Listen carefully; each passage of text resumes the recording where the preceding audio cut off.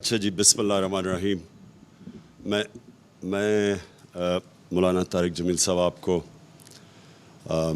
یہاں آنے کے لیے آپ کا شکریہ ادا کرتا ہوں، اور یہ پاپولر ڈیمانڈ تھی ہماری ساری پارٹی کی طرف سے، لوگوں کی طرف سے بھی، کہ آپ کا آج دعا کرنا بڑا ضروری ہے، تو اس لیے ہم سب کو بڑی خوشی ہے کہ آپ یہاں ہمارے ساتھ شامل ہیں۔ میں اپنے ساری جو میری جماعت کے لوگ اور پاکستانی جو آج دیکھ رہے ہیں، میں ان سب کے لیے ایک پیغام دینا چاہتا ہوں۔ آج سے 1947 میں آج کی رات 27ویں کی رات کو پاکستان بنا تھا۔ تو پہلے ہم سب کو سمجھنا چاہیے کہ ایک بہت بڑی خواب کا نام پاکستان تھا۔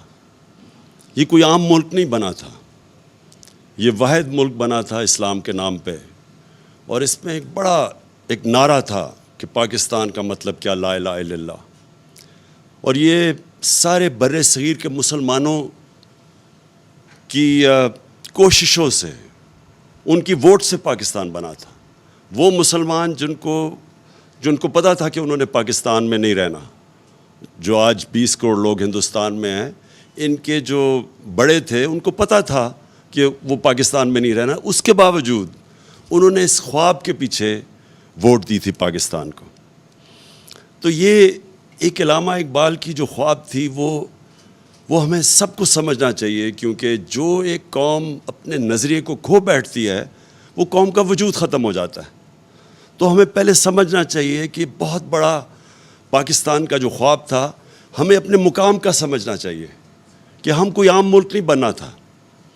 تو آج اس عبادت کی رات میں سب سے آپ سے چاہوں گا کہ آپ دعا کریں پاکستان کے لیے، کہ ہم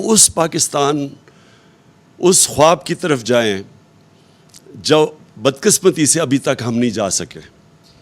اور وہ خواب کیا تھی؟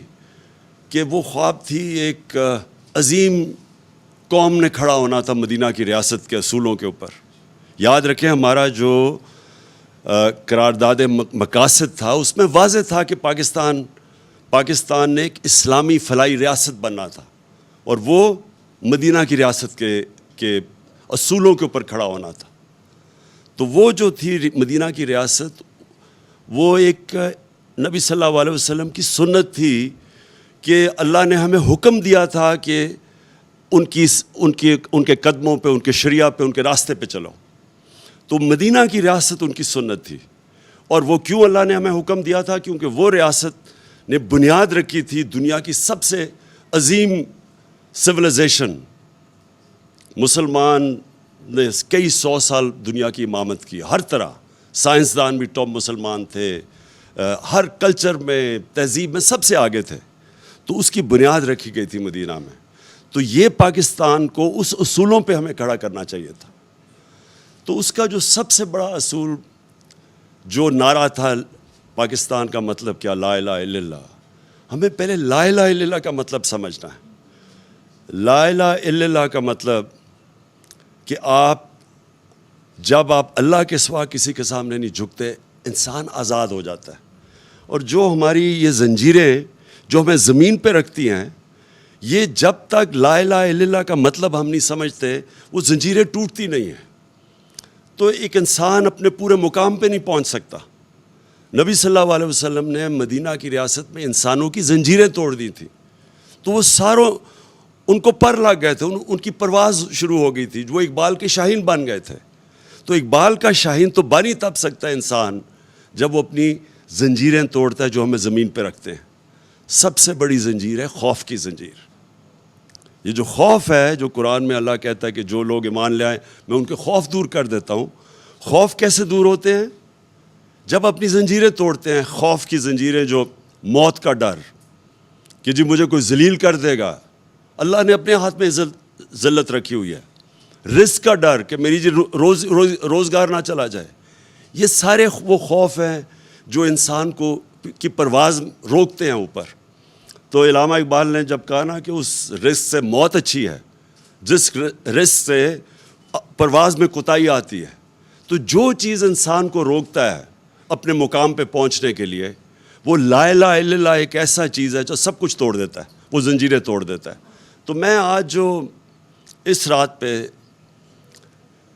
اپنی قوم کو کہتا ہوں کہ دعا کریں کہ یہ جو ہماری آزادی، ہماری پرواز کے راستے میں یہ جو ایک باہر سے مداخلت اور پھر سازش ہو کے ایک پتلے بٹھائے گئے ہیں، سب کو دعا کرنا چاہیے کہ ہماری یہ پرواز جو روک رہی ہے، جو قوم نے عظیم قوم بننا ہے، اس کے لیے ہم اپنی زنجیریں توڑیں تاکہ ہم آگے بڑھ سکیں، ہم غلامی کی زنجیریں توڑیں. سب کو اس کی دعا کرنی چاہیے، کیونکہ کبھی بھی کوئی انسان بڑا انسان نہیں بن سکتا جس میں ذہنی غلامی ہو. کوئی قوم بڑی قوم نہیں بن سکتی جو کہ غلام ہو، جس کے ذہن میں غلامی ہو، جس کی زنجیریں بندھی ہوئی ہوں کہ جی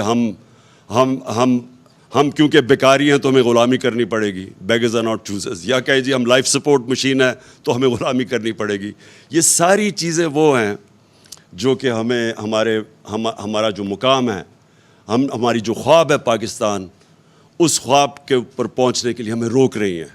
تو آج میں نے خاص مولانا صاحب آپ کو بھی اس لیے دعوت دی کہ قوم کی دعا کریں، قوم کے لیے دعا کریں. میں اپنی پارٹی کی اب بات نہیں کر رہا، میں اپنے پاکستانیوں کے لیے دعا کر رہا ہوں. اور میں چاہتا ہوں آپ دعا کریں کہ وہ جو ہم نے بننا تھا اس راستے پہ ہم پھر واپس جائیں. جو ہم بدقسمتی سے ہم اپنا راستے گم ہو گئے اور ہم اپنا راستہ کھو بیٹھے، اور ہم اپنے وہ جو پوٹینشیل اللہ نے جو ہمیں طاقت دی ہوئی ہے، جب اس نے کہا میں تمہیں اشرف المخلوقات بنایا ہے، سب سے عظیم مخلوق، کہ جب انسان فرشتوں سے بھی اوپر چلا جاتا ہے لیکن گرتا ہے تو جانوروں سے بھی نیچے چلا جاتا ہے. تو ہم کچھ بھی بن سکتے ہیں، ہم زمین پہ چونٹیوں کی طرح بھی جا سکتے ہیں اور ہم پھر فرشتوں سے بھی اوپر جا سکتے ہیں. یہ ہمارے اوپر ہے، اور یہ تب ہم سمجھیں گے کہ ہم کتنا اوپر جا سکتے ہیں جب ہم لا الہ الا اللہ کا مطلب سمجھ جائیں اور وہ ہمارے دلوں میں آ جائے. شکریہ جی.